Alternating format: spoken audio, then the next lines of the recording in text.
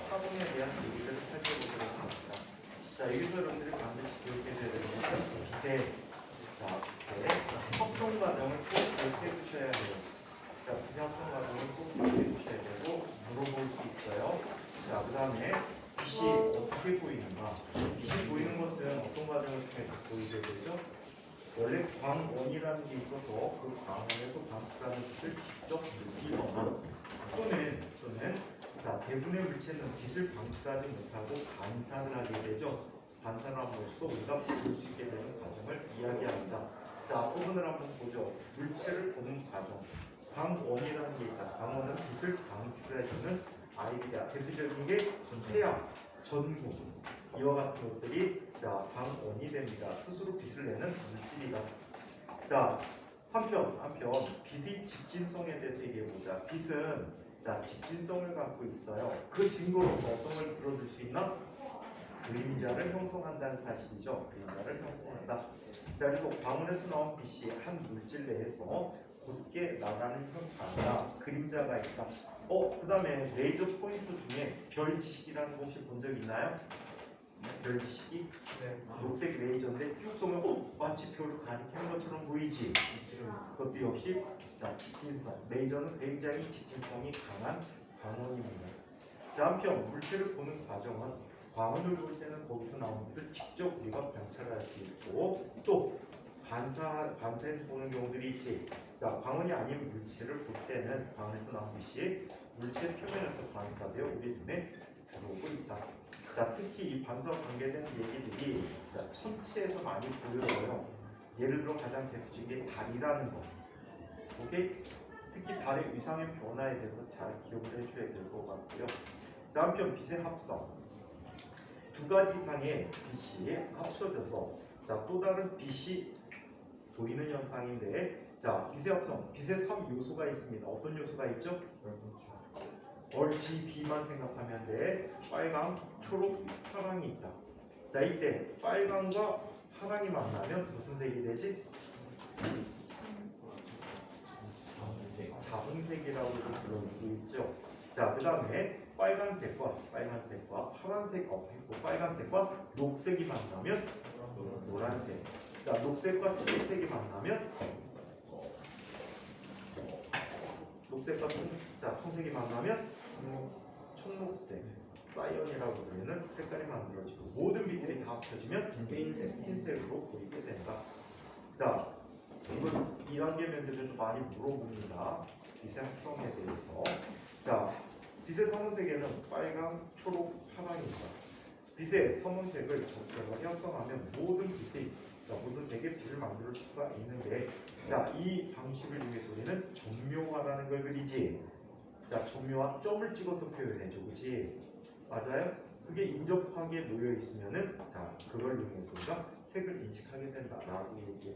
실제로 여러분들 LCD 화면 또는 LED, TV 화면이나 컴퓨터 화면을 핸드폰으로 찍어서 확대해 본 적이 있나요?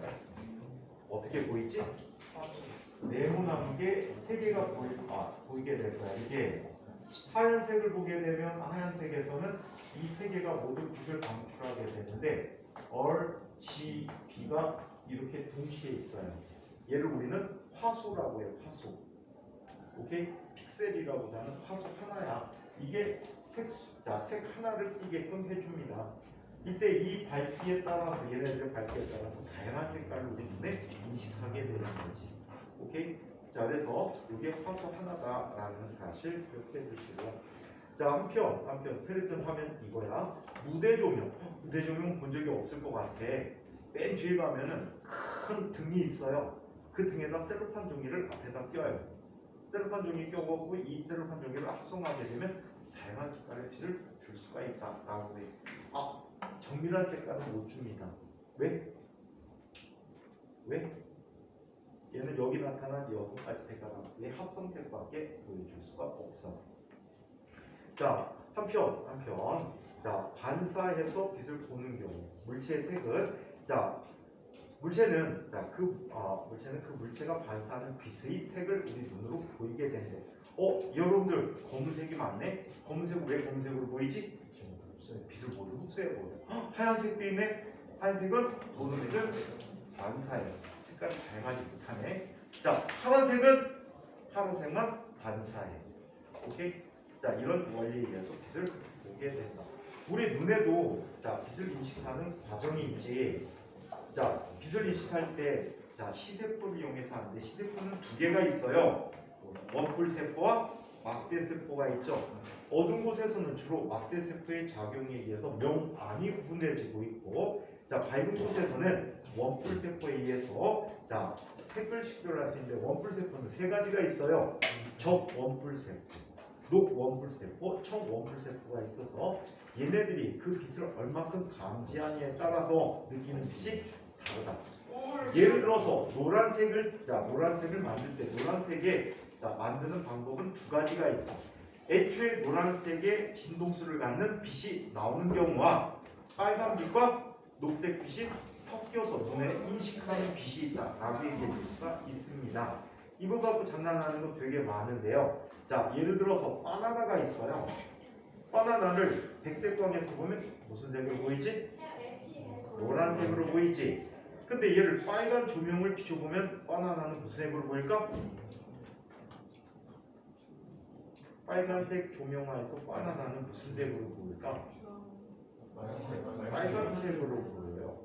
자, 왜? 노란색을 띠고 있다는 것은 빨간색과 초록색을 반사할 수 있다는 얘기야. 이해? 그래서 빨간 조명화는 빨간 빛을 반사하니까 빨갛게 보여요. 자, 그러면 녹색의 조명을 주면 무슨 색으로 보일까? 녹색으로 보이게 될 거야. 청색의 조명을 보면 안 보여요? 바나나가 사라져요? 누가 먹었어? 자, 얘는 검정색으로 보이죠. 흡수하지 못하기 때문에 그런 관계를 증명할 수 있으니까 잘 해주시고요. 자, 빛의 반사. 자, 빛의 반사는 거울 등을 통해서 반사할 수 있는데 집진하는 빛이 성질이 다른 물질의 경계면에서 되돌아오게 되는 현상이다. 대표적인 반사체가 거울이지. 반사의 종류에는 두 가지가 있어. 정반사와 난반사가 있다. 정반사라는 것은 평평한 면에서 반사가 이루어지지. 그래서 입사하는 광선이 서로 나란하면 반사하는 광선도 서로 나란하게 나타나는 것이다. 자, 난반사라는 것은 반사면이 울퉁불퉁해. 자, 그러다 보니까 입사하는 광선이 나란하면 반사하는 광선은 어때? 나란하지 않고 제각각 나타나지. 여러분들 피부에서도 난반사가 일어나고 있어요. 그래서 어디서 봐도 다 반사하는 빛을 볼 수가 있어서 사람을 항상 모든 방향에서 볼 수 있게끔 해주죠. 만약에 사람이 정반사한다. 그러면 그쪽 방향을 반사하는 쪽에서만 빛을 관찰할 수 있게 될 거야. 자, 그러면 반사법칙이라는 걸 얘기해보자. 반사법칙이란 입사광선, 법선은 반사면에 수직한 선이지 반사광선은 같은 평면에 존재하고 무슨 뜻이냐면 빛이 이렇게 입사하면 이렇게 안 나가. 이렇게 입사하면 반사면이 바닥면이 나면 반드시 요면으로 나타나대. 그래서 같은 면에 입사광선, 반사광선, 법선이 동시에 존재한다 라고 얘기해 줄 수가 있거든. 자, 이때 입사각은 입사광선과 법선이 이루는 각을 입사각이라고 해요. 입사각과 반사광선. 자, 반사각은 반사광선과 법선이 이루는 각인데 그 각이 서로 같더라. 그래서 이것을 우리는 반사법칙이라고 합니다. 세계로 보자. 자, 빛이 반사될 때 입사각과 반사각이 같다. 자, 법선이라는 것은 거면의 수직한 가상의 선이다. 자, 그리고 입사각은 입사광선과 법선이 이루는 각, 반사각은 반사광선과 법선이 이루는 각이라고 합니다. 자, 평면거울에 의한 상에 대해서 이야기해 보도록 하자. 평면거울에서 생기는 상의 특성을 한번 얘기해 보자.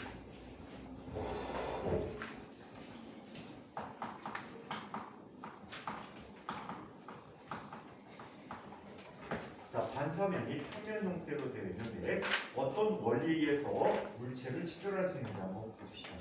자, 이쪽에 반사면이 있어. 반사면이 있고 이쪽에 물체가 있어.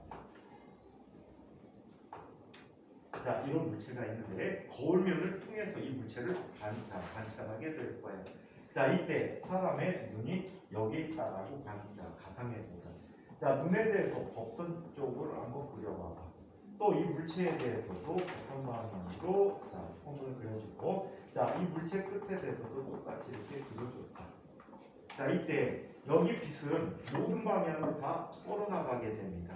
그 중에 이 빛이 거울면에 반사돼서 사람 눈으로 입사하게 됩니다. 자, 이때 반사 법칙에서 두 각이 서로 같아야 되겠지. 자, 한편 아래에서 나오는 빛도 모든 방향으로 다 반사가 돼서 발산이 되실 텐데 사람이 관찰하게 되면 정중앙에서 약간 아래쪽에 있겠지. 왜? 이 거리가 더 가까우니까 이렇게 입사한 광선이 눈으로 들어가게 되었다. 자, 눈으로 들어가게 되었다.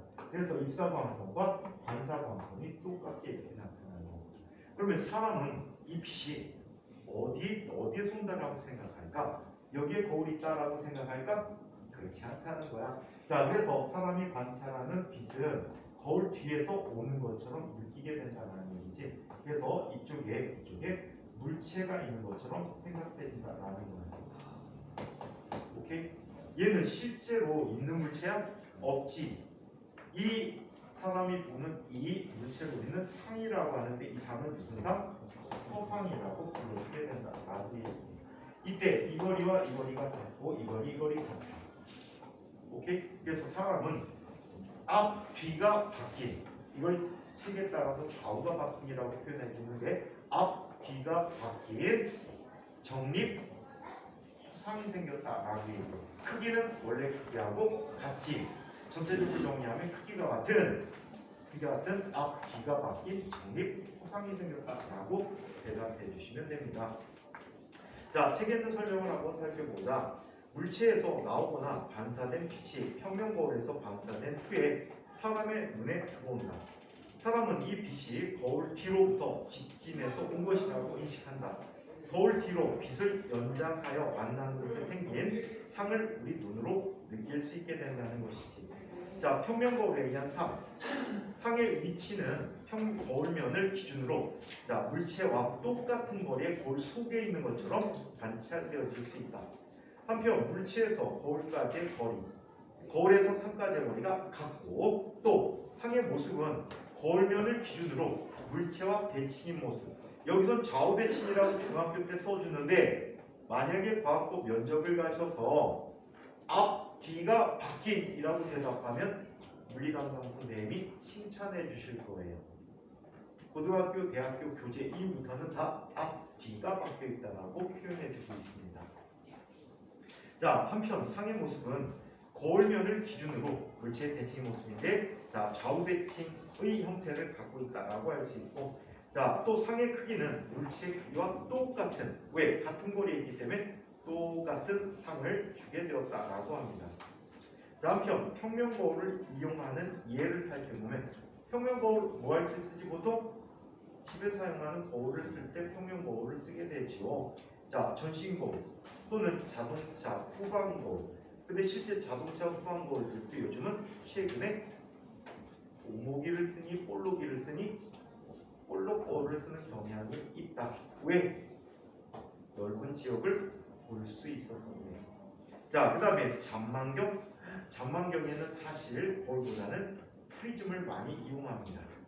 오케이? 볼보다는 프리즘을 많이 이용한다. 자, 구면 거울에 의한 상을 한번 살펴보도록 하자. 구면 거울에 의한 상.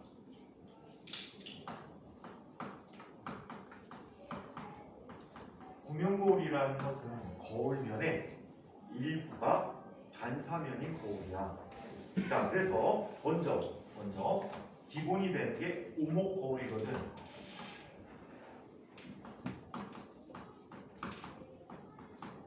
자, 오목 거울은 구면의 안쪽 면이 반사면이야.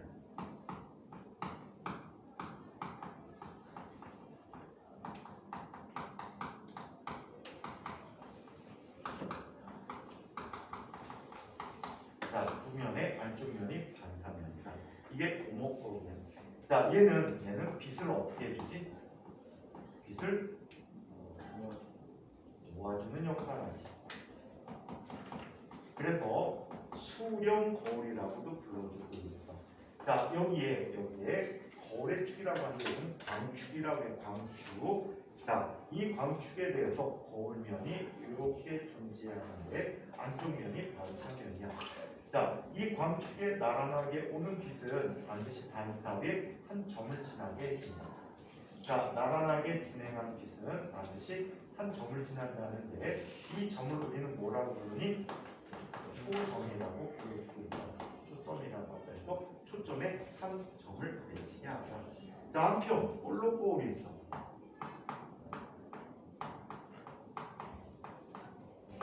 자, 볼록 거울은 구면의 바깥면이 반사면입니다.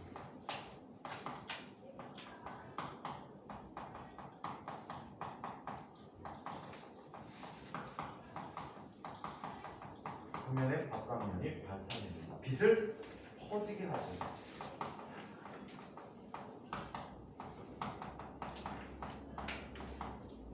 자, 빛을 퍼지게 합니다. 자, 그래서 얘도 살펴봤더니 광축인데, 광축에 대해서 이런 특성이 생겨요. 자, 평행하게 입상 광선이 자, 여기 거울의 중심이 있다라고 한다면, 초점이라고 할때 중심은 아래쪽에 있다면 중심에 대해서 법선을 만들고 법선에 대해서 진행하는 방향으로 나가기 때문에, 자, 이렇게 초점에서 나가는 것처럼 보이는데, 이 초점은 실제 존재하는 초점이야? 아니기 때문에 이 초점을 무슨 초점? 초점을 갖는다라고 이야기합니다. 자, 한편 이쪽에서 입사한 광선 역시 초점에서 나온 것처럼 반사를 하게 되면서 빛이 전체적으로, 그림 잘못 그렸는데 퍼지게 나타나는 현상으로 볼 수 있다. 그래서 빛을 퍼지게 이해하기를 발산 거울이라고도 이야기합니다. 자, 그러면 어떤 상의 모습이 보일지 상을 몇 가지 그려보도록 할게요. 자, 중학교 과정에서는 상의 작도 요령이 안 나오는데, 자, 말로만 살펴봐드리도록 할게. 거울의 작도 요령 아주 자세히까지는 알 필요 없고 대략적인 것만 기억하면 되니까, 광축에 평행하게 진행한 광선은 반사 위에 반드시 초점을 지나고, 또 초점을 먼저 지나온 광선은 반사 위에 광축에 평행하게 진행할 수 있고, 또 거울의 중심으로 입사한 광선은 반드시 대칭이 되게 반사를 하게 되고, 자, 그 다음에 거울의 중심, 구심이라고 하는데 곡률 중심을 지나는 광선은 갔다가 되돌아옵니다. 이 네 가지 약속을 이용해서 상의 변화가 어떻게 되는지를 보자. 실제로 이거 재작년 진상과학고 2단계 면접에서 거울에 따라서 예를 들어서 오목 거울에서 물체가 있는 물체까지의 거리에 따라서 상의 변화를 설명해 보세요 라는 질문을 받았던 친구도 있어. 자, 그러면 어떻게 그려지는지 한번 봅시다.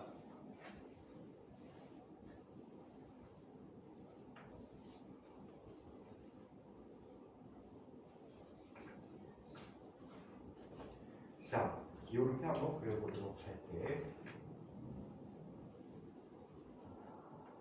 자, 이쪽이 광축이 있었다라고.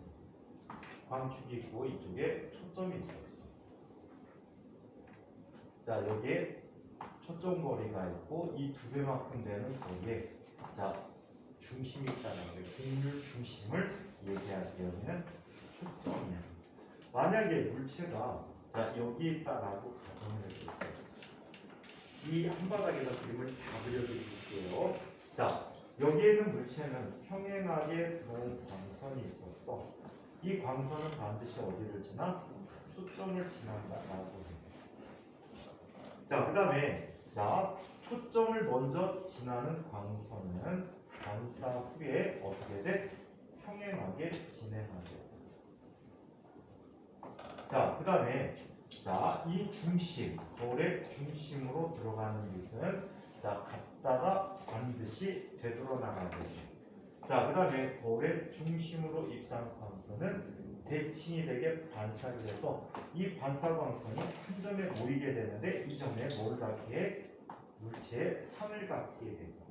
이 상은 이 거리에 비해서 이 거리가 짧지. 잘 보면 여기 삼각형이 있어. 자, 그 다음에 요 삼각형이 있는데 요각과 요각이 같거든. 닮은 관계가 있지. 그럼 밑변이 짧으니까 크기도 작아져. 그래서 얘는 축소된 상을 만들어줘. 거꾸로 섰니 바로 섰니? 거꾸로 섰지. 도립상이라고 불러줘. 자, 얘는 실제 반사된 광선이 만나니? 그렇지 않은 녀석이 만나니? 실제 광선이 만났지. 그래서 얘를 축소된 도립 실상이라고 불러주게 돼. 자, 이번에는 거리가 좀 가까워졌다라고 할까? 거리가 가까워졌대. 이만큼까지 왔다. 이만큼까지 왔어. 얘는 똑같지. 이때 하나만 그려보도록 할게. 하나만.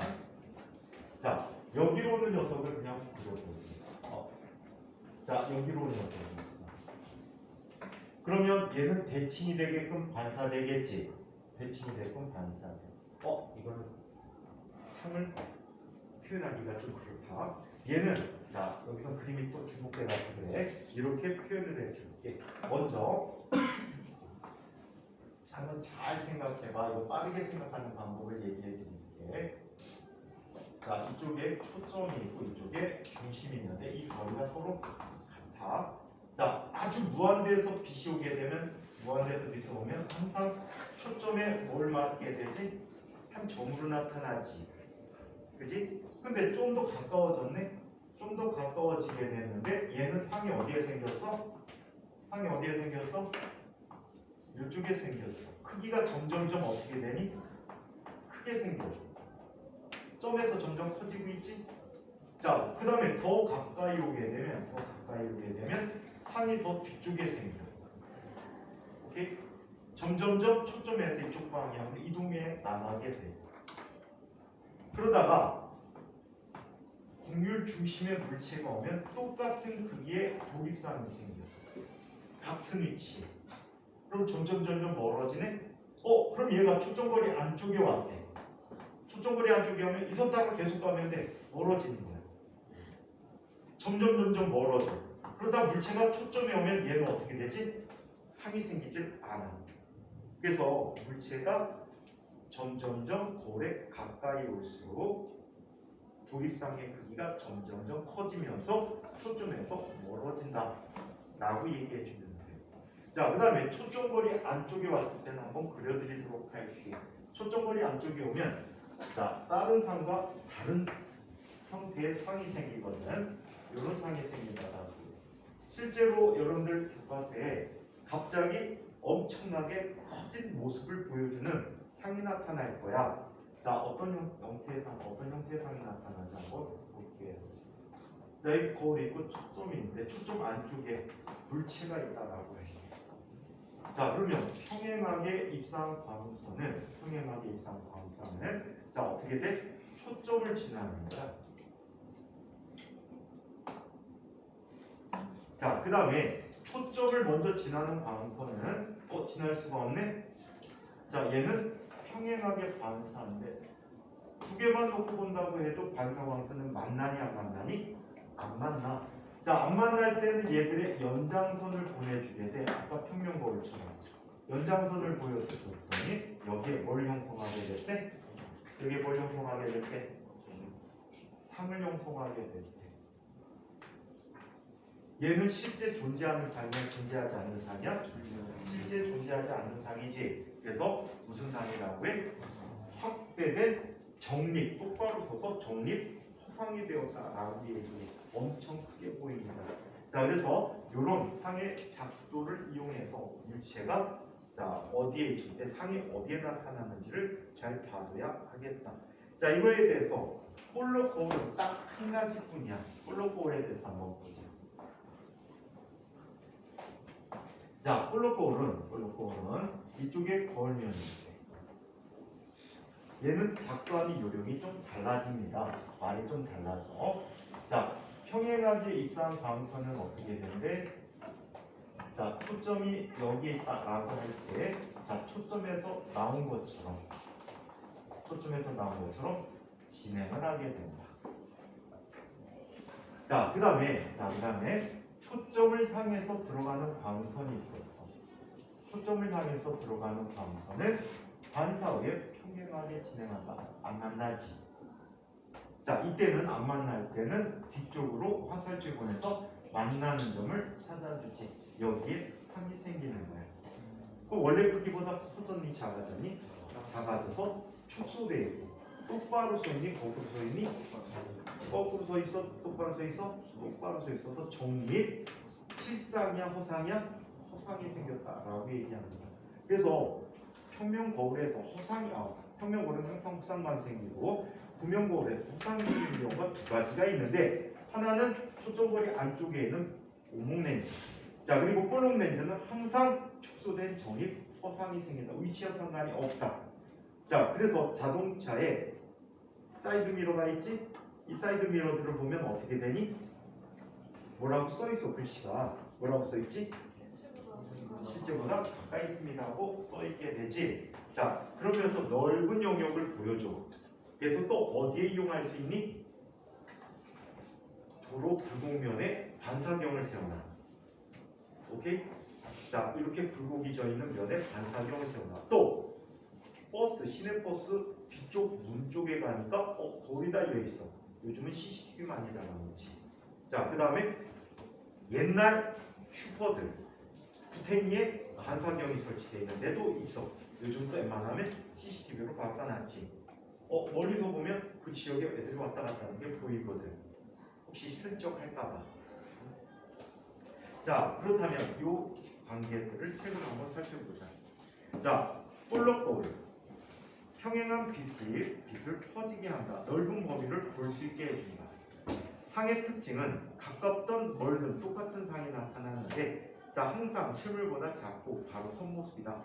거리가 멀수록 상은 점점 작게 보이고 가까이 있어도 작게 보이게 된다. 자, 이용은 보안거리라는 것은 어디에 썼다고? 슈퍼 구팅에다가 붙여놓는 거울. 또 도로의 안전거울이라고 하는데, 도로에 커브길이 있을 경우 커브길 모퉁이에다가 거울을 달아놓습니다. 이 거울은 유리로 만들었을까? 도로에 세워놓는 거 유리로 만들었을까? 너무 궁금해서 가서 만져봤어요. 플라스틱 재질이에요. 플라스틱에다가 도금을 해놨어요. 니켈 도금 같은 걸 해놨습니다. 깨진 것도 봤어요. 찌그러지더라고. 깨진 게 아니고. 그래서 자, 이런 도로의 안전거울, 또 자동차 사이드미러 측면 거울이 이것이다. 자, 한편 오목거울은 위치에 따라서 다양한 상의 변화를 주게 되지. 자, 그래서 평행한 빛을 한 점에 모아주고 물체를 확대할 때 쓰는데, 확대는 자, 다양한 방법으로 확대시킬 수 있어. 자, 물체의 위치를 초점거리와 곡률 중심 사이에다 놓으면 확대된 도립 실상을 만들어 줄 수 있고, 반면에 초점거리 안쪽에다 넣으면 확대된 정립 화상을 만들어 주기 위해서 확대할 때 또는 축소시켜서 볼 수 있을 때 쓸 수 있고요. 자, 거리가 멀어지면 어느 순간 상이 거꾸로 뒤집히게 된다. 자, 그리고 거리가 멀어질수록 상은 점점점 작아지게 돼서 초점 쪽으로 가게 됩니다. 자, 태양열 조리, 빛을 모아주는 데 쓰는 거지. 오케이? 근데 이렇게 쓰진 않지, 사람들. 이거 할 일 없어서 이러니? 옛날에 그 나 혼자 산다가 초창기 때 김건모라는 사람이 나와갖고 라면을 이걸로 끓이지, 바람 불어서 다 엎어졌지 끓여지긴 했어. 바람 불어서 바람이 다 쏟아져 버리고 그랬지. 자, 한편 손전등의 반사판, 손전등이나 또는 자동차 앞에 전조등을 열어봐. 혼날까? 열어보면 전구 뒤쪽에 반사 거울이 있어. 그 거울이 다 오목 거울 형태가 됩니다. 손전등 혹시 열어본 사람 있니? 뒤에 반사경이 있지? 반사경이. 자, 그래서 이 손전등을 이용하는 얘가 있고, 또 화장품 컴팩트 바르는 거, 엄마 컴팩트 바르는 거, 너네도 바르겠구나, 이 학생들. 이 컴팩트 바르는 그 거울이 오목 거울이야. 그래서 딱 갖다 놓으면 크게 보여, 가까이서 보면. 초점 거리가 비교적 큰 오목 거울을 사용하게 됩니다. 오케이? 아닌 것 같아? 못 봤어? 안 봐서? 엄마 거 가서 열어봐. 혼날까? 뭐 찍어봐가지고 혼나겠구나. 남학생들은 열어봐도 되겠다. 엄마 거 가서. 진짜 안 나니까. 가까이 보면 실제 그거보다 커 보여. 오케이? 내 얼굴까지 거리보다 먼 쪽에 초점 거리가 있어서 확대된 정립 화상을 주게 합니다. 자, 한편. 자, 여러분들 현미경에 보면, 광학 현미경을 보면 반사판이 있지. 밑에서 빛을 조절해주는 반사판 있는 광학 현미경이 있어요. 요즘은 다 전등을 쓰지만 이 반사경도 보면 저배율을 볼 때와 고배율을 볼 때 다르게 반사경을 써. 살펴보니까 한쪽 거울은 평면 거울이고 또 한쪽 반대쪽에는 오목 거울이 들어있어. 그래서 빛을 모아줘서, 자, 우리 현미경이 3을 관찰하다 보면 배율이 2배가 되면 관찰할 수 있는 면적이 얼마나 줄지? 4분의 1로 줄어버리지. 그러면서 빛의 밝기도 4분의 1로 줄어든단 말이야. 그래서 고배율 관찰할 때 어둡게 보여. 그래서 반사경을 달리 쓰면서 관찰해 줄 수도 있습니다. 자, 빛의 굴절에 대해서 렌즈에 관한 얘기입니다. 자, 빛은 굴절하면서 속도의 차이에 의해서 빛의 진행 방향이 꺾이게 되는데, 자, 얘는 이런 형태로 나타납니다. 한번 보죠. 두 물질이 경계면에서 빛이 진행 방향이 꺾이는데, 그 이유는 매질의 종류에 따라서 빛의 속도가 달라지기 때문이다 라고 합니다. 각 물체에서 빛이 직진하는 속력이 다르기 때문에 일어나는 현상이다. 입사각이 커지면 굴절각도 커지게 된다. 자, 그래서 굴절 법칙이라는 게 있는데 수식은 중학교 과정에서 다루진 않습니다. 자, 그러면 법선, 경계면에서 수식인 가상의 선, 굴절 광선, 경계면에서 꺾여서 다른 물질로 들어가는 광선, 굴절각. 자, 굴절 광선과 법선이 이루는 각이다. 자, 빛의 굴절에 의한 현상들을 살펴보자. 물속에서는 다리가 짧아지게 되는데 그 이유는 이런 이유 때문이라고 합니다. 간단하게 설명만 해드릴게요. 요 이야기는, 정확한 이야기는, 수식적인 얘기는 과학고 내시 문제로도 이용되져요.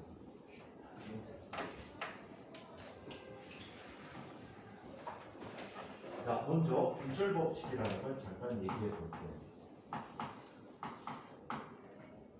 자, 여기에 내줄의 경계면이 있어요. 자, 이거 법선입니다.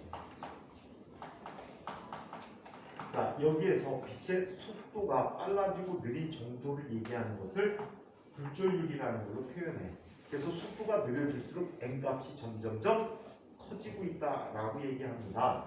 자, 그래서 n1, n2라고 하는 서로 다른 굴절율을 갖고 있다라고 할 때 빛이 이쪽에서 입사를 합니다. 얘가 뭐가 되지? 입사 광선이 되겠고, 요 각도가 입사 가는데 세타 1이라고 할게요. 자, 이때 만약에 같은 종류의 매질이 나면 얘는 직진하겠지. 근데 얘가 빛의 속도가 느리면 얘는 더 심하게 꺾여. 빠르면 위로 꺾여 버리게 돼. 예. 자, 그래서 이게 세타 2가 되는데 이렇게 얘기해 줄 수가 있다. 구출 법칙은 n1 곱하기 sin 세타 1은 n2 곱하기 sin 세타 2인데 이 각도를 쉽게 비교하기 위해서 이런 식을 써도 무방할 듯해. n1 곱하기 세타 1은 n2 곱하기 세타 2다. n이라는 것은 속도와 관계있는 식이라 v1분의 세타 1이라는 녀석은 v2분의 세타 2다 라고 써도 됩니다. 빛의 속도가 빠르면 각도가 크게 나타난다는 거지. 빛의 속도가 느리면 각도가 작게 나타난다라고 쓸 수 있는 굴절 법칙이라는 법칙이 있다. 자, 그러면 다리가 왜 짧아 보일까? 자, 그 이야기를 보죠. 이걸 우리는 겉보기 깊이라고 합니다. 자, 이쪽에 어떤 물이 있었고 여기 공기가 있었다라고 합니다. 빛은 물 속에서의 속도가 공기 중에 4분의 3 정도가 돼요. 오케이? 빛의 속도의 4분의 3으로 줄어들게 되는데 이런 일이 있습니다. 어떤 깊이에 물체가 있었어요.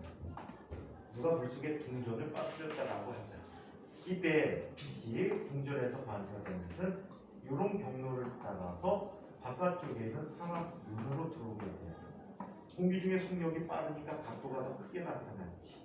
이때 사람은 이 동전이 어디에 있다라고 느낄까요? 요 눈의 시선 방향의 연장선상에 물체가 있다라고 느끼게 되는 거예요. 이 깊이가 자 전체 실제 깊이의 9.1분의 1이야. 4분의 3 정도의 깊이에 있다라고. 이게 발끝이라고 생각해봐. 실제 발끝인데 보일 때는 여기로 보이겠지. 쭉 따지고 보이게 될 것이다. 그래서 이렇게 보여.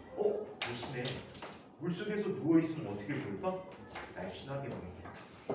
그죠? 물속에 누워있으면 날씬하게 보이게 돼. 자, 그래서 이런 꺾여 보이는 현상. 그 다음에 아지랑이라는 게 뭐지? 수증기가 땅에서 저장에서 타고 올라오면서 어떤 일이 생기니? 굴절력이 달라져. 수증기가 많이 포함된 공기는 일반적인 건조한 공기와 다르게 굴절력이 달라져 보여. 그럼 빛이 오다가 어때? 꺾여버리는 현상이 생기지. 자, 그러다 보니까 건너편에 있는 물체가 그냥 똑바로 보이지 않고 어른어른 보이게 되는데 이것을 아지랑이라고 이야기하고 있다. 자, 한편 물에 잠긴 상태에서 수면에서 꺾여 보이는 젓가락, 이거 담궈보면 젓가락이 꺾여 보이는 건 알 수 있을 거예요. 그치? 그래서 이런 특징이 있다. 자, 렌즈. 볼록 렌즈는 빛을 모아주는 렌즈지. 오목 렌즈는 빛을 퍼지게 하는 렌즈인데, 자, 이 빛의 진행은 이렇게 일어나게 된다.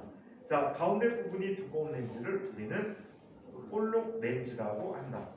자, 그리고 평행한 빛을 한 점에 모아주는데 그 점을 초점이라고 한다. 자, 오목 렌즈는 자, 빛을 퍼지게 하는 렌즈인데 가운데 부분이 가장자리보다 얇은 렌즈를 오목 렌즈라고 한다. 자, 상의 특징은 볼록 렌즈. 자, 얘는 역시 물체의 위치에 따라서 상이 다양하게 다르게 보일 거야. 가장 멀리서 빛이 오게 되면 초점에 맺히게 하지. 태양빛 초점에 맺히게 하잖아. 태양 무심하니까. 자, 그 다음에 상이 점점점 가까이 오면 초점에서 점점점점 멀어지면서 크기가 어떻게 돼? 점점점점 커집니다. 오케이? 점점점점 커져. 그래서 물체가 초점 거리의 2배가 되는 곳에 오는 순간에 물체의 크기가 똑같은 거꾸로 순상을 관찰해 볼 수가 있어. 자, 그 다음에 그 안쪽에 오면 거꾸로 된 상태에서 점점점점 커져. 오케이? 그러다가 초점에 오는 순간에 뿅 하고 사라지지. 그리고 그 초점거리 안쪽에 물체를 갖다 놓으면 얘는 돋보기가 되는 거야. 오목골하고 비슷하지. 돋보기가 되고 확대된 정립 허상을 만들어주게 돼. 자, 반면에 오목거울은 빛을 퍼지게 해줘. 여러분들이 안경 쓴 게 대부분 오목거울이야. 그래서 이 오목거울에서 빛을 퍼지게 해주는데 항상 축소된 정립 허상만을 만들어주게 돼. 안경 썼는데 물체의 위치에 따라서 상이 똑바로 했다 뒤집혔다고 했다면 뒤지겠지. 그래서 오목렌즈 특성을 이용해서 시력을 교정해 줄 수가 있다. 시력 교정하고 렌즈하고도 잘 기억을 해주세요. 자, 상의 모습보다 항상 실물보다 작고 똑바로 선 모습이다. 자, 거리가 멀어질수록 상이 점점 작아진다. 자, 근시 교정용으로 오목렌즈를 쓰고 볼록렌즈는 원시 교정용. 할아버지 할머니 쓰는 돋보기, 선생님 쓰는 돋보기가 바로 이 볼록렌즈라고 합니다. 자, 그 다음에 쌍안경. 쌍안경 속에는 볼록렌즈도 있고 오목렌즈도 있고 다양하게 좀 들어가 어감렌즈를 쓰게 돼. 자, 그 다음에 망원경, 현미경 등의 기본적으로 돋보기가 아닌 볼록렌즈들이 이용되고 있다라고 합니다. 자, 이번엔 파동에 관한 이야기를 한번 살펴보자. 파동. 지훈이 무슨 생각하지? 무슨 생각해서? 저렇게 놀라운 생각을 하는구나. 자, 그러면 파동. 자, 파동이란 한 곳에서 생긴 진동이 내지를 따라 주변으로 진행하는 이런 현상을 파동이다라고 얘기합니다. 자, 이때 파동이 파가 시작된 곳을 뭐라고 해? 파원이라고 불러주고 있는데, 자, 예를 들어서 파동이 물결파의 경우에는 매질이 물이야. 물결파 대신에 수면파라는 표현을 쓰기도 해. 수면파. 자, 그리고 지진파는 지각이 전달물질이지. 지각만 전달될까? 사실은 멘틀 속도가지. 핵을 통과하는 녀석도 있지. 지진파 종류 두 가지가 있네. 뭐가 있니? 피파와 S파가 있어. 피파는 왜 피파야? 먼저 도달해서 피파야. 프라이머리 웨이브라고 해서 먼저 도달해서 피파. 자, 왜 S파지? 세컨더리 웨이브야. 두 번째 도달해서 자, S파라고 붙여주고 있어. S파는 항상 어떤 상태 물질만 통과할 수 있어? 고체 상태 물질만 통과하고, 자, P파는 고체, 기체, 액체를 모두 다 통과할 수 있지. 자, 그래서 자, 지구 건너편 쪽에서 지구원에 대한 건너편 쪽에서는 항상 P파만 도달하게 된다. S파는 없다. 이 지진파 이용해서 우린 지구 내부 구조도 확인하게 되지. 자, 소리, 음파. 자, 소리는 고체, 기체, 액체 모두 다 통과하지. 얘는 바로 P파와 같은 형태의 사품이야. 종파라고 불리는 파동이 되겠다. 자, 한편 용수철의 파동, 용수철이 매질이 되겠지. 자, 그래서 다양한 매질들에 따라서 다양한 파동들을 정의할 수가 있다라고 합니다. 자, 파동의 전파. 파동이 전파될 때 전달되는 것은 에너지다. 이런 얘기 들어본 적 있을 거야. 매질은 제자리에서 진동하면서 에너지만 전달되는 게 파동이다. 물 위에 나뭇잎을 띄워놓고 아무리 물결을 일으켜도 정상적인 수면파라고 하면 나뭇잎이 수평 방향으로 이동하지 않고 제자리에서 올라갔다 내려갔다만 한다. 곧 매질은 제자리에서 진동하고 에너지만 전달되는 것이 파동이다라고 얘기할 수가 있습니다. 자, 그래서 제자리에서 진동만 했다. 파동의 종류에는 횡파와 중파가 있다. 횡파란 매질의 진동 방향과 파의 진행 방향이 서로 수직한 파동이고 대부분의 파동이 횡파라고 합니다. 두 파동이 서로 수직인 파동이다. 물결파, 전자기파, 지진파의 S파가 횡파라고 합니다. 중파, 두 방향이 서로 나란한 두 방향, 즉 매질의 진동 방향과 파의 진행 방향이 나란한 파동을 중파라고 한다. 자, 밀한 부분과 소한 부분, 즉 밀집되는 부분과 듬성듬성 있는 부분으로 구분되졌지. 그래서 얘를 소밀파라는 이름을 주기도 하는데, 파동은 어디에 이용합니까? 가장 많이 하는 거 이런 데 핸드폰. 자, 파동은 이렇게 구분해 줄 수가 있어요. 자, 파장에 따라서 파동의 종류를 구분해 줄 수 있다. 중학교 때도 알아두는 게 좋을 것 같고요. 연습해서 물어볼 수 있고요. 자, 그리고 인천과학고 2학기 때 시험 범위야. 1학기 때 항상 시험에 나오는 문제야. 굉장히 자주 나오는 문제인데, 파장이 짧은 것부터 긴 것 순서대로 한번 긴 것부터 짧은 순서대로 와보도록 하자. 파장이 아주 긴 건 우리 주로 뭐에 이용하지? 파동의 종류 중에 전자기파야. 전자기파의 순서를 기억하는 게 좋은데, 이 전자기파 파동의 가장 대표적인 파동인데, 얘는 파장이 긴 것부터 순서대로 쓴다면 일반적으로 전파라고 하는데 라디오파야. 라디오, 텔레비전, 수신 또는 무선 통신할 때 사용하는 자 이런 파동이야. 자 그다음에 있는 게 마이크로파일. 마이크로파일 이용해서 뭘 하지? 요즘 휴대전화 통신, 와이파이 통신. 와이파이 딱 보면 5G, 2.5G 이렇게 써 있지. 그게 얘들의 진동수가 되는 거예요. 파동이 매우 짧구나. 그 다음에 또 어디에 이용하지? 전자레인지에 이용하고 있지. 전자레인지에도 이 아이를 이용한다. 자, 레이더에도 이용하고 있지. 그래서 레이더에서 이용하는 레이더 기술자가 처음으로 물의 진동수, 고유 진동수를 발견했고 그 진동수를 이용해서 뭘 했니? 전자레인지 만들었지. 그 전자레인지 만들어서 팔아먹었는데 처음에 전자레인지 판 가격이 약 1억 원 정도에 팔렸대요. 전자레인지가 거의 방 하나 가득 찼대. 부자들만 가질 수 있지. 자, 그 다음에 나타난 게 적외선, 빛의 영역으로 갑니다. 자, 그 다음에 가시광선, 또 자외선, 그리고 X선, 감마선 순서대로 되어 있다. 맞아요. 자, 이 감마선은 굉장히 에너지 세기가 강한 빛이야. 자, 그래서 감마선 막 헐크 됐잖아. 알아요? 원래는 물리학 박사였죠. 감마선 피폭당해갖고 헐크로 변신하게 됩니다. 그렇다고 여러분들 감마선 엄청나게 쪼이면 안 걸려요. 정상적인 세포 파괴해서 암에 걸리기 쉽습니다. 암에 걸리기 쉬운데 암 치료에 써요. 자, 그러면 계속 또 어디에 이용하니? 지진에 의해 건물이나 도로가 붕괴되지는 현상. 이건 이용이 아니고 피해구나. 그죠? 어저께인가 그저께 황해도에서 지진 났었지. 리터 지진계 강도 2.4짜리 지진 났었잖아. 지진이 났었대. 가끔가다 북한에서 풍계리에서 핵실험하게 되면 지진 생기죠. 조만간에 백두산 터지겠죠. 자, 한국 사람들은 백두산 터져도 걱정할 필요 없죠. 기상 이변만 없으면 백두산 터져도 우리나라에는 피해 하나도 없다. 헌법상 그 땅이 우리나라 땅이기 때문에 우리나라 간접적으로 피해 볼 수는 있겠지만 당장에 피해 보는 거 없다. 중국은 박살나죠. 중국 연변 쪽 이쪽은 홍수가 납니다. 홍수가 난대요. 그 천지에 있는 물이 22조 톤이라고 하더라.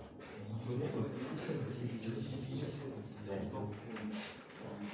한꺼번에 터져 나오면 어마어마하게 홍수가 날 거랍니다.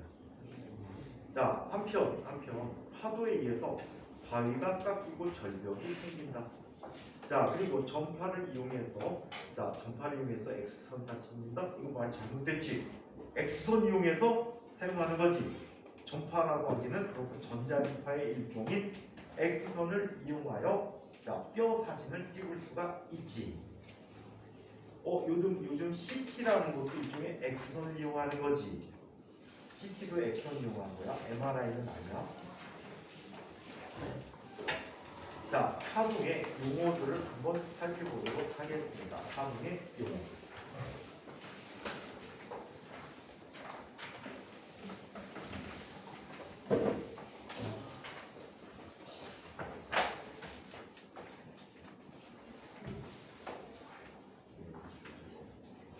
자, 파동의 용어를 볼게.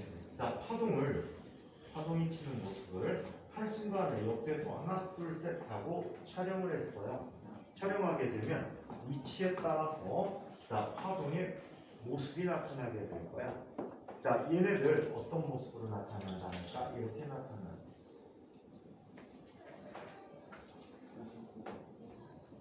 자, 이런 형태로 나타나게 돼.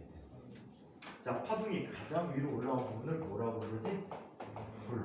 가장 아래 부분을 말.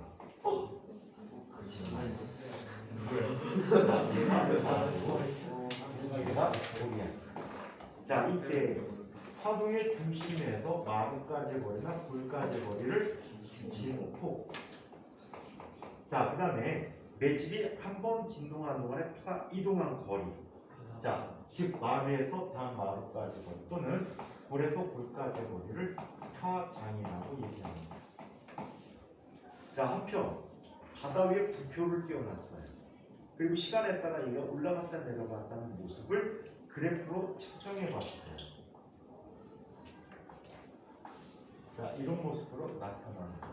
자, 얘는 시간에 따라서 y값을 살펴보죠. 그랬더니 이렇게 나타납니다.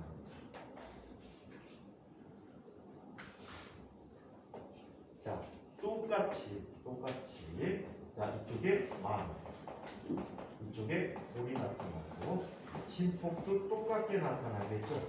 진폭. 자, 매질이 진동했다가 다시 오는데 걸릴 시간, 이 시간을 뭐라고 불러? 주기라고 불러주죠. 또는 마루에서 다음 마루가 될 때까지 시간, 또는 골에서 골이 될 때까지 시간을 주기라고 한다. 매질이 한번 진동하는데 걸린 시간이 바로 주기다. 자, 진동수라는 것은 1초 동안에 매질이 진동한 횟수야. 자, 진동수와 주기는 서로 어떤 관계가 있다? 역수 관계가 있다. 이렇게 쓰지. 한 번 진동하는데 걸린 시간이 주기 t초야. 자, 그러면 얘는 1초 동안에 몇 번 진동하는데 f번 진동하는데 t 곱하기 f는 뭐야? 1이야. f는 뭐가 돼? t분의 1이고 진동수의 단위는 뭘 쓰지? 헤르츠를 쓰고. 이런 것도 물어본 적이 있다. 진동수와 주기는 어떤 관계가 있죠? 역수 관계입니다. 진동수의 단위는 뭐죠? 헤르츠인데 얘는 1초에 몇 번 진동했는지를 알려주는 값입니다. 이런 걸 질문한 적도 있지요. 자, 그러면 생얘기로 자, 이건 정리하다 많아지. 자, 횡파, 중파만 조심하면 돼. 횡파의 경우에는 이렇게 파장을 결정하기가 좋지. 자, 근데 중파는 진동이 수평으로 이루어지니까 도대체 어디부터 어디가 한 파장인지 모를 수 있어. 이때는 소한 부분에서 소한 부분 또는 밀한 부분에서 밀한 부분까지가 한 파장이다라고 기억해두면 될 것 같아요. 자, 한편 소리에 대해서. 소리는 음파야. 중파의 일종인데, 자, 소리가 이렇게 얘기합니다. 물체의 평형으로 발생하는, 물체의 떨림으로 발생하는 진동이 공기와 같은 매질을 통해서 우리 귀에 전달되는 파동을 우리는 소리라고 불러준다. 소리는 그 전달 과정이 이렇습니다. 물체가 진동을 하면 그 진동이 공기 진동을 시켜준다는데 대표적인 게 북이지요. 자, 여기에 나무 몸통이고 양쪽 면에 가죽을 붙여놨어요. 이게 너무 공기가 꽉 막혀 있어서 진동이 잘 안 일어나서 실제 사물놀이 같은 거 하신 분들은 아시겠지만 북에 구멍이 뚫려서 바깥과 통해 있어요. 자, 너무 뻥 뚫어 놓으면 또 건너편이 진동 안 돼도 안 돼. 적당하게 구멍을 뚫어 놓습니다. 여기를 때리죠. 때리면 어떻게 되니? 얘가 진동을 하면서 압력에서 밀려 들어가겠지. 밀려 들어가면 건너편에 있는 아이가 어떻게 되니? 같이 밀려버려요. 밀리면서 주변에 있는 공기를 어떻게 할까? 압축시키겠죠. 다시 복원력이 작용해서 얘가 원래 상태로 돌아와요. 원래 상태로 돌아오게 되면 안쪽의 아이도 원래 상태로 돌아오지. 그러면서 공기들이 갑자기 팽창을 하겠지. 이게 반복되다 보니까 앞쪽의 공기들은 밀한 부분과 소한 부분들을 이렇게 나뉘게 되지. 이게 소리예요. 아주 멀리 있는 사람이 귀를 대고 소리를 들을 겁니다. 자, 웨이가 있고 웨이는 어디부터 어디까지야? 귓바퀴에서 고막까지지. 자, 귓바퀴는 소리를 모아주는 역할을 하고, 자, 귓구멍 웨이로는 소리가 전달되는 통로지. 고막은 소리의 진동을 이제 물체의 진동으로 바꿔주는 거야. 이 고막은 사람이 보통 경우에 최대 얼마까지 진동을 하냐면 진폭이 10-5승 센티미터 정도까지, 10-5승 미터 정도까지 진동을 한대요. 10마이크로미터 정도밖에 안 돼. 그리고 가장 적게 진동하는 게 10-11승 미터 정도까지 진동을 한대. 그 정도까지 사람이 느낀다고 합니다. 자, 이 안에는 뭐가 있어? 중이가 있지. 중이 속에는 귓속뼈가 있어. 귓속뼈가 있어. 고등학교 가면 망치뼈, 무릎뼈, 등잔뼈하고 뼈 이름까지 배우게 될 거예요. 자, 그 다음에 얘는 외부와의 압력을 조절해주기 위해서, 그래 진동이 더 잘 되거든. 귀인두관, 유스타키오관이라는 관으로 배웠을 수도 있어. 그래서 이 관이 내위와 중위와 외의 압력을 조절해주고, 이쪽에는 방고리관, 전정기관을 포함한 달팽이관을 갖고 있지. 이 달팽이관에 청세포가 있었을 때 진동을 시켜주게 되는데, 이 공학은 어떻게 진동되지? 소리가 계속 옵니다. 자, 이렇게 오게 되면 밀한 부분 오면 얘를 세게 밀겠지. 압력이 증가해서. 소한 부분은 당겨지게 돼. 이 당겨지고 밀어지는 걸 기속뼈가 인식하게 돼. 기속뼈는 일종의 지배를 이용했거든요. 얘 진동이 1이라고 하면 이쪽에서의 진동은 10으로 바뀌어져요. 그래서 소리 세기가 약 10배 정도로 증가시켜준다고 합니다. 선생님 목소리가 큰 것 같아도 실제로는 작고 여러분들이 귀에서 이 소리를 확대해서 듣게 되는 거예요. 실제 소리의 약 10배 정도 확대한다고 합니다. 자, 그래서 이게 소리의 발생 그리고 소리의 감각까지 느끼는 과정을 얘기했어요. 자, 물체가 진동하면 주변의 공기가 진동하게 되고 공학의 진동에서 소리를 인식하게 된다. 자, 소리는 매질이 고체, 액체, 기체 상태 모두 전달된다. 언제 가장 빠르대? 고체에서. 고체에서는 약 초당 5,000m를 갑니다. 5,000m가. 자, 그 다음에 액체에서는 초당 약 1,500m를 갑니다. 기체에서는 초당 약 340m를 갑니다. 온도에 따라 또 달라지고 있죠. 그래서 소리 속력이 높고, 진공에서는 소리가 안 들립니다. 왜? 매질이 없어서. 물속에서는 어떨까? 소리 굉장히 잘 들립니다. 물속에서는 소리 굉장히 잘 들립니다. 자, 한편 소리에는 세 가지 요소가 있다. 어떤 요소가 있습니까? 소리의 색이 누가 관계 있지? 진호흡과 관계 있어요. 소리의 높낮이 누가 관계 있나요? 진동수와 관계 있어요. 자, 그 다음에 소리에 맵시가 있어요.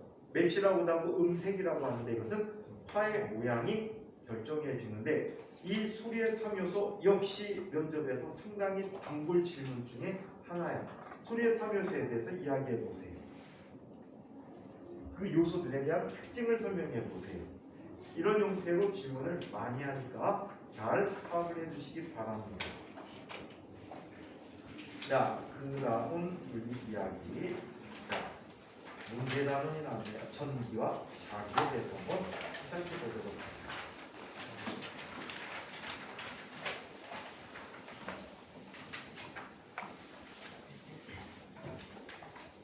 자, 전기와 자기에 대한 얘기를 한번 살펴보도록 하겠습니다. 최근에 브리트 수업 들었던 사람들은 다 알고 있는 얘기들이지, 그치? 자, 전기와 자기, 마찰 전기에 대해 살펴보자. 서로 다른 물체를 마찰시켰을 때 그 물체가 띄게 되는 전기를 마찰 전기라고 한다. 얘는 한 장소에 오랫동안 머물러 있기 때문에 정전기라고도 부르게 됩니다. 자, 그러면 마찰 전기가 생기는 까닭을 이야기해 보도록 하자.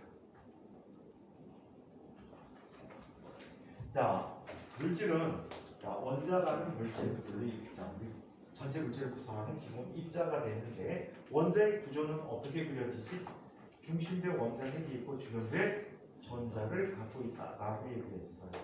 자, 이때 중심부에는 플러스 전하를 띄고 있고, 양성자 때문에 그렇지, 주변부에는 같은 전하량을 갖는 전자들이 놓여 있게 된다.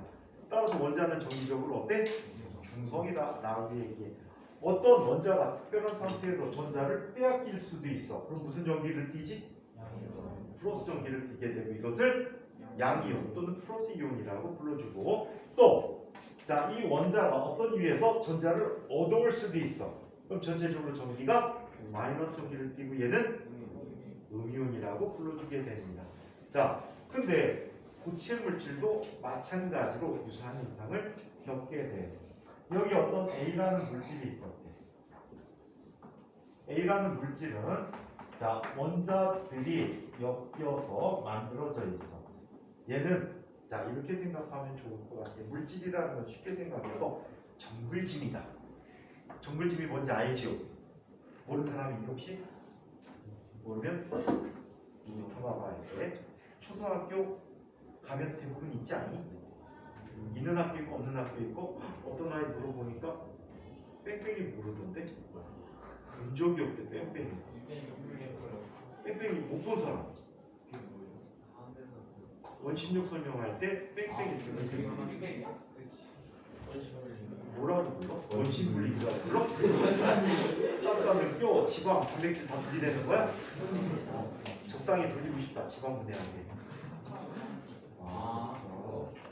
원심분리기라고 한다 요즘. 무섭다요. 자 얘는 자 정글짐을 생각할 때 정글짐이 쇠막대기가 만나는 위치마다 원자핵이 존재하고 있다라고 가정을 해. 즉 원자핵들은 물질을 구성하는 골격이야. 그 주변에 전자들을 갖게 되지. 자, 이 전자들, 고체 물질에서 만약에 자 구도체라고 한다면 원자핵에 모두 다 전자들이 묶여 있네. 이런 전자를 무슨 전자라 부르지? 잡혀 있지. 구속됐어. 속박돼 있어. 구속전자, 속박전자 이런 이름을 갖고 있어. 반면에 그 범위에서 벗어나서 마음대로 돌아다니는 아이들을 자유전자라고 부르는데 여기서는 부도체의 속박전자만 생각해 보도록 하자. 자, 아무튼 위에 있는 A 물질은 중성이야. B 물질도 마찬가지. 골격에 원자핵들이 놓여 있고 전자가 주변에 붙잡혀 있어. 아, 색깔을 줄 거 그랬나?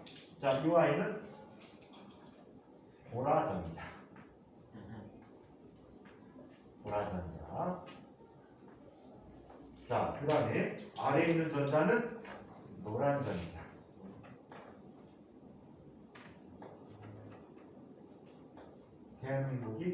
대한민국 학생들이 가장 나중에 다니고 싶은 회사는 삼성전자.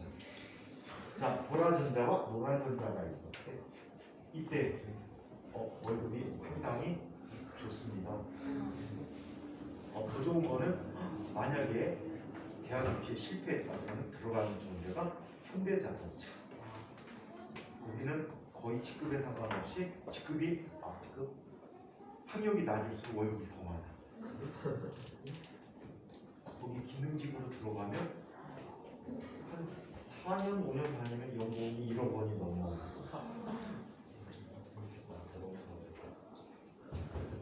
학교 선생님들 아직 연봉 1억 원 될까 말까 하죠. 자, 그러면 마찰을 시켰어요. 마찰을 시키면 어떤 일이 생길까? 위에 있는 보라전자는 가지고 있는 보라전자들이 대부분이 아니고 몽창 다 그대로 있어요. 근데 아래쪽에 이물질의 노란 전자는 파산했어요. 잃어버렸어요. 전자를 잃어버리는 일부만 잃어버려서 어떻게? 다는 아니고요. 원자 하나당 하나 내지 2개 정도를 또 잃어버리게 돼요. 자, 이때 없어진 전자는 어디 가니? 보라전자가 가져왔어요. 자, 그러면 위에는 A 물질은 전기적으로 어떤 성질이 강해졌지? 마이너스 성질이 강해질 때는 마이너스 전기를 띈다라고 얘기해요. 또는 마이너스 전하를 가지고 있다라고 합니다. 반면에 이 아이는 정기적으로 플러스 전기를 띠게 되지. 플러스 전기를 띠게 됐다. 즉 마찰에 의해서 자 누가 이동했다는 거야? 전자들이 이동해서 전자 이동에 의해서 전기 마찰 전기를 띠게 됐다라고 합니다. 자 책을 보면 마찰 전기가 생기는 이유. 서로 다른 물체끼리 마찰시킬 때 전자가 한 물체에서 다른 물체로 이동하기 때문이다. 전자를 잃으면 플러스 전하를 띠고 전자를 얻으면 마이너스 전하를 띈다. 대전체, 물체가 전기를 띠는 현상을 대전이라고 하고 전기를 띈 물체를 대전체라고 이야기합니다. 자, 여기에 대전열이 나와 있습니다. 대전열은 절대적인 기준이 아니야. 그래서 대략적인 모습을 기억해 두면 되는데, 자, 얘는 이렇게 기억해 두자. 털, 유, 명, 해. 털이 유명하대요. 많이나 나오지? 많이나 나오지? 여기 과거 1학년형 반바지 착용 금지잖아. 여기 돌아다니면 맨날 그물 스타킹 신고 다니는 거. 반바지 착용 금지. 자, 얘는 서로 마찰을 시켰을 때 앞에 있을수록 플러스 전기를 끼기 쉽다. 전자를 잃기 쉬운 물질이야. 뒤에 있을수록 마이너스 전기를 끼기 쉽다. 이 물질이 다 뭔지 아니? 얘는 털이야. 얘는 유리. 얘는 영주가 뭔지 아니? 영주가 뭔지 아는 사람? 이거야? 너 가죽? 가죽이야, 영주. 팔찌? 나무. 아. 연주자로. 그럼 영주고. 카톨릭에서는 묵주라고 하고 절에 가면 영주라고 하고. 뭔지 아니? 뭐야? 실크야, 실크. 비단. 비단. 영주야, 비단. 뭐 갖고 만들었지? 왜? 실을 갖고 만들었지? 주성분이 뭘까? 단백질이겠네. 그래서 세탁비누 세탁하면 쪼그라들. 세탁비누 사용 금지. 모직이라는 게 있어. 모직. 모자가 무슨 모자일까? 털모자야. 그래서 양털을 이용한 섬유들이 되게 모직이야. 단백질이 주성분이네. 함부로 세탁하면 쪼그라들. 옛날에 선생님 저 자취할 때인데 선생님 어머니가 스웨터를 떠줬거든. 스웨터를 떠줬는데 아무 생각 안 하고 그걸 세탁기 통에 놓고 돌렸어. 작아진 게 아니고 아기 티셔츠로 바뀌었어. 내가 입어야 되는데 한 5-6살 아이가 입는 티셔츠로 바뀌었더라고. 그래갖고 기념으로 갖고 있을 때 버렸어. 그렇게 쪼그라. 그래서 세탁할 수 있는 거 없는 거 다 구분해 주셔야 돼요. 단백질은 비누 성분이 뭐야? 염기성을 갖고 있지. 염기성은 단백질을 녹여준다. 그래서 동물성 섬유를 다 녹여서 변성을 시켜줍니다. 자, 아무튼 명주야. A는 뭘까? 에보나이트. 자, 에보나이트는 고무에 유황을 섞어서 붙여놓은 거야. 재질이 무슨 느낌인지 혹시 아니? 수수깡 비슷한데 플라스틱의 질감을 갖고 있어. 가볍긴 되게 가벼워. 땅땅땅 두들기면 플라스틱 느낌인데 플라스틱보다는 실제 무거워. 가볍고 수수깡 같은데 좀 단단한 플라스틱 같은 느낌이다라고 적으면 될 것 같아. 자, 얘네들은 상대적이야. 뭐가 상대적이니? 앞에 있을수록 전자를 잃기 쉬워. 그리고 거리가 멀수록 더 많은 전기를 띄어. 또 문지르기를 더 많이 문지를수록 더 많은 전기를 띈다는 거. 예를 들어서 유리를 영주하고 마찰시키면 무슨 전기 띄지? 털가죽하고 마찰시키면 마이너스를 띄고, 유리를 영주와 마찰시키면 유리는 플러스 전기를 띄게 된다. 해서 상대적이다라고 합니다. 이런 것을 우리는 대전열이라고 부릅니다. 자, 그래서 대전열 여기 털가죽, 유리, 명주, 나무, 고무, 플라스틱, 자, 이런 것들 했는데, 자, 이렇게 만약에 이거 왜 모르는 게 있다 그러면 명주하고 에보나이트 사이에 다 집어넣으세요. 명주 에보나이트 사이에 다 집어넣으면 얘는 뭐야? 그냥 다 맞는다라고 봐야 돼. 90% 이상 맞습니다. 자, 마찰용의 현상, 어떤 현상이니? 여름에는 잘 못 느껴. 왜 못 느끼니까? 습도가 높으면 마찰용기가 잘 안 생겨. 자, 겨울철에 많이 생기는데 특히 여학생들 밤중에 저녁 때 머리 감고 아침에 학교 갈 때 머리 빗었더니 머리가 산발이 되지. 그치? 지네끼리 다 밀어내고 부해지고 그 다음에 빛이 자꾸만 나서 달라붙지. 맞아요? 정전기 때문에 나타나는 현상이에요. 자, 그 다음에 남학생들이 절대 못 느끼는 거.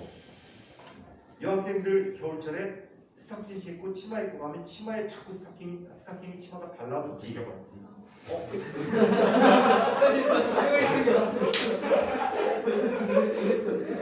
어머니 너 교복 부종이야? 바지하고 치마?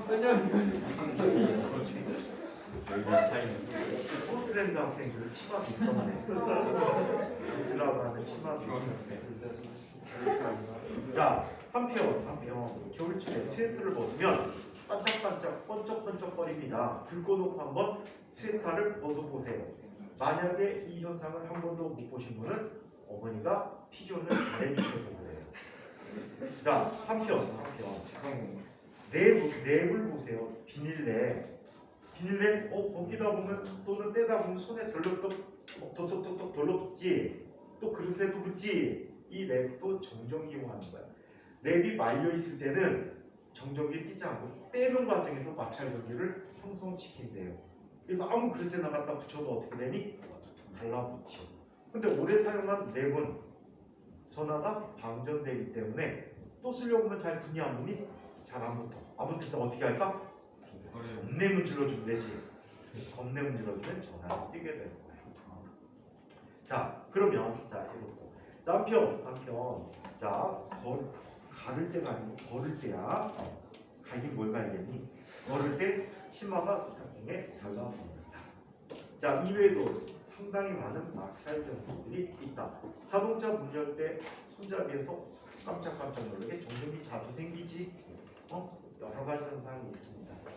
겨울철에 사람들하고 물건을 주고받을 때도 정전기 생겨요. 자, 전기력. 전기를 띤 물체들 사이에 작용하는 힘을 전기력이라고 한다. 전기력은 두 종류가 있어. 인력과 청력이 있다. 다른 종류의 전압끼리 서로 당기는 힘을 인력이라고 하지. 같은 종류의 전압끼리 서로 밀어내는 힘을 청력이라고 이야기합니다. 그래서 전하는 두 종류가 있다는 걸 알게 됐죠. 플러스 전기와 마이너스 전기 또는 플러스 전화와 마이너스 전화가 있다는 걸 알려주게 됐죠. 자, 전기력의 크기는 일반적으로 전하량이 클수록 전기력이 크게 나타나지. 맞습니까? 전하량이 클수록 더 힘이 크고 또 둘 사이의 거리가 가까울수록 전기력이 더 크다라고 해서 이걸 쿨롱 힘이라고 하는 힘으로 나중에 정리하게 되는데 어떤 전하 Q1이라는 전하가 있대요. 또 다른 위치에 Q2라는 전하가 있는데 둘 사이의 거리가 어디라는 거리만큼 떨어져 있답니다. 자, 이 거리만큼 떨어졌을 때 이 전하는 다른 종류면 서로가 서로를 어떻게 당겨주는 인력이 작용하고 같은 종류면 서로가 서로를 밀어내는 힘이 나타난다라고 하지. 자, 그래서 이때 힘 F는 비례 상수 K 곱하기 나중에 이걸 쿨롱의 상수, 쿨롱 상수라고 해요. 얼 제곱분의 Q1 곱하기 Q2라고 이야기하고 있다. 그래서 이걸 쿨롱 힘이라고 하는데 바로 전기력이라는 힘이고 이 전기력은 물질을 구성하는 힘이다. 원자핵이 전자를 당기는 힘이고 또 이온과 이온 사이에 당기는 힘이고 분자와 분자 사이에 당기는 힘으로 작용할 수 있다. 한편 정전기 유도라는 현상을 얘기해보자. 정전기 유도라는 것은 이렇습니다. 대전된 물체를 자, 금속 주변에 가져다 놓았더니 금속 주변에 전하를 띠게 되는데 대전체와 가까운 쪽은 대전체와 반대 종류의 전하를 띠게 하고 원쪽은 대전체와 같은 종류의 전하를 띠게 하였다. 이런 것을 정전기 유도라고 하는데 한번 이 그림으로 이야기해 보도록 하죠. 자, 여기 금속막대가 있어요. 자, 금속막대는 부두체와 달리 이런 특성이 있어요. 원자핵들이 규칙적으로 박혀있고 주변에 뭐가 있대? 속박전자 또는 구속전자가 있고 주변에 누가 돌아다니고 있어? 마음대로 다니는 아이가 자유전자야.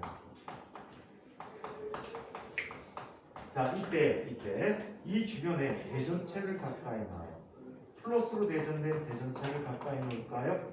플러스 전하는 누구를 당겨주지? 전자들을 당겨주겠지. 전자들이 이쪽으로 이동해 와요. 그럼 이쪽에 마이너스 전기를 띄게 돼. 반대쪽에는 플러스가 남겠죠.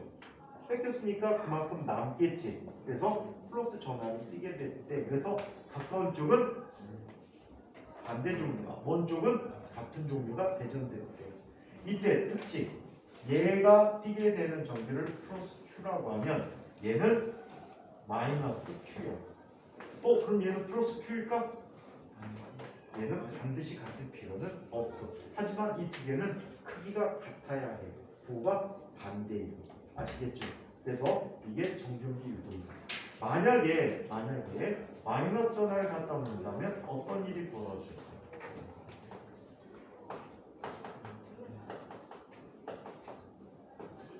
속박전자 똑같이 있지? 자, 그리고 누가 있어? 자유전자도 있단 말이야. 여기에 마이너스 전하로 대전된 물체를 갖다 놓으면 전자는 전자를 좋아할까 싫어할까? 싫어하죠. 모두 다 가버려요, 반대쪽. 그래서 이쪽에 마이너스 전기를 띄고 이쪽은 상대적으로 뭐가 남지? 플러스가 남겠지. 플러스가 남게 되는 거죠. 자, 그래서 이쪽이 가는 전하는 마이너스 Q, 이쪽은 플러스 Q가 된다라고. 항상 양쪽이 전하력이 같고 부호가 반대다라는 사실을 기억해 두자. 이 현상을 정전기 유도라고 합니다. 책이 그 여기까지만 볼게. 대전체를 물체에 가까이 하면 물체에서 대전체와 가까운 쪽에는 대전체와 다른 전하가 유도되고 대전체와 먼 쪽에는 대전체와 같은 종의 전하가 유도되어진다. 도체에서 정전기 유도라는 현상, 전기력에 의해서 전자가 이동하여 도체가 전하를 띄게 됩니다. 부도체에서 정전기 유도, 부도체도 역시 정전기 유도가 일어날 수 있는데 여기부터 다시 시작해줄게. 얘는 유전 부극이라고 불려지는데 이 현상에 의해서 플라스틱 마찰시킨 다음에 종이에다 갖다 대면 종이가 달라붙는 현상이 생기지. 정전기 유도인데 이건 유전 부극이라고 해. 여기서 자유전자가 없거든. 자유전자가 없기 때문에 속박전자에 쏠림이라는 현상이 생긴대요. 그 현상에서 정전기 유도가 발생한다 때 그 얘기는 다음 시간에 보도록 할게요. 이 내용까지 질문 있으시면 질문요.